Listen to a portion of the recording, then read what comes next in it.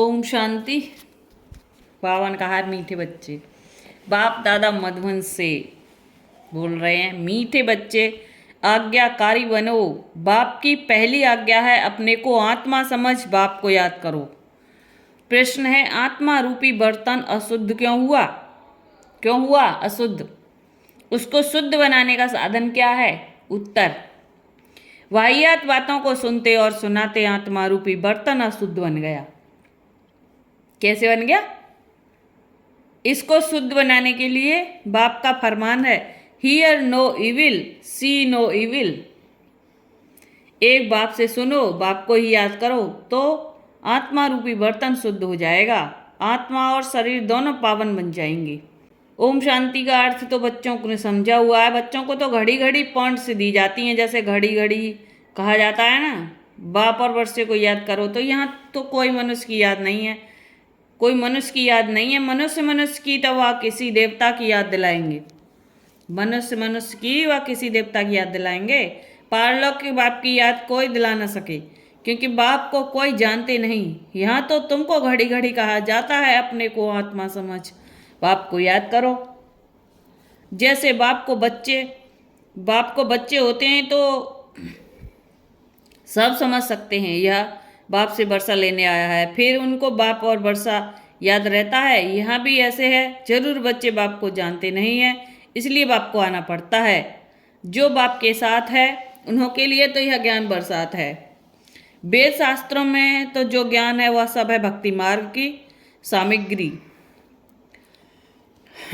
वह सब भक्ति मार्ग की सामग्री है। जब तब दान पुण्य संध्या गायत्री आदि जो कुछ करते हैं वह सब है भक्ति मार्ग की सामग्री।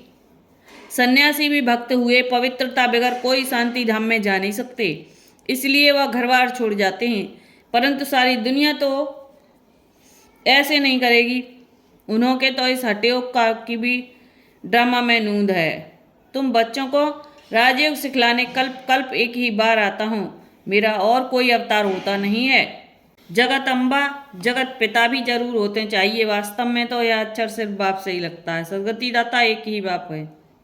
धारणा के लिए है मुख्य सार। पहला पॉइंट है, हर बात में विजय का आधार निश्चय है, इसलिए निश्चय बुद्धि जरूर बनना है। सदगति दाता बाप में कभी संशय नहीं उठाना है। दूसरा पॉइंट है, बुद्धि को पवित्र व शुद्ध बनाने के लिए अशरीरी बनने का अभ्यास करना है। वाहियात बातें व्यर्थ बातों से बातें ना सुननी है और ना सुनानी है। ओम शांति है। वरदान, आज की मुरली से वरदान है, बेहद की स्मृति स्वरूप द्वारा हद की बातों को समाप्त करने वाले अनुभवी मूर्त भव।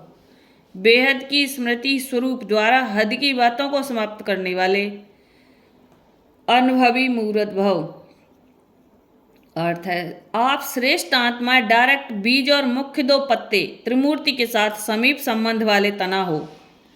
इसी ऊंची स्टेज पर स्थित रहो। बेहद के स्मृति स्वरूप बनो तो हद की व्यर्थ बातें समाप्त हो जाएंगी। क्या आपने व्यर्थ बातों को समाप्त कर दिया है? अपने बेहद के बुजुर्गपन में आओ तो सदा सर्व अनुभवी मूर्त हो जाएंगे। जो बेहद के पूर्वजपन का ऑक्यूपेशन है उसको सदा स्मृति में रखो। आप पूर्वजों का काम है अमर ज्योतिवन अंधकार में भटकती हुई आत्माओं को ठिकाने लगाना है। जो आत्माएं भटक रही हैं उनको ठिकाने लगाना है। वो भी तय करना है उनका क्या करना है, उनको कहाँ भेजना है। स्लोगन है, किसी भी बात में मूझने के बजाय मौज का अनुभव करना ही मस्त योगी बनना है। किसी भी बात में मूझने के बजाय मौज का अनुभव करना ही मस्त योगी बनना है। बाबा ने वहाँ पे जैसे हम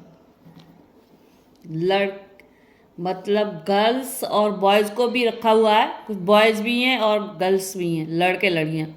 तो उनका फाउंडेशन जो है वो बहन और भाई का बनाया हुआ है उन्होंने।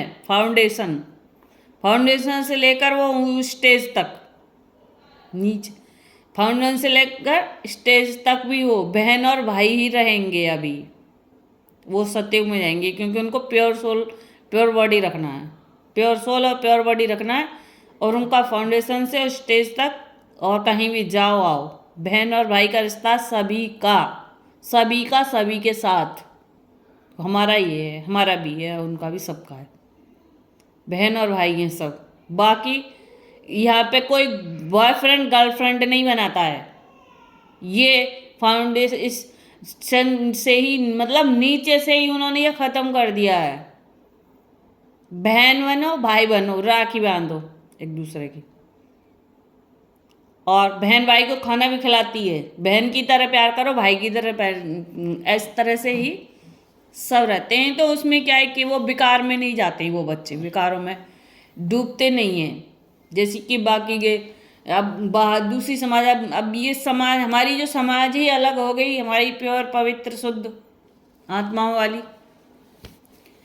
अब मैं, मुझसे क्या है कि मैं घर पर बैठ के मैं मुरली, बाबा ने ऐसी सेवा दे दी कि घर पर बैठ के मैं मुरली कर लेती, मुरली क्लास कर लेती हूँ।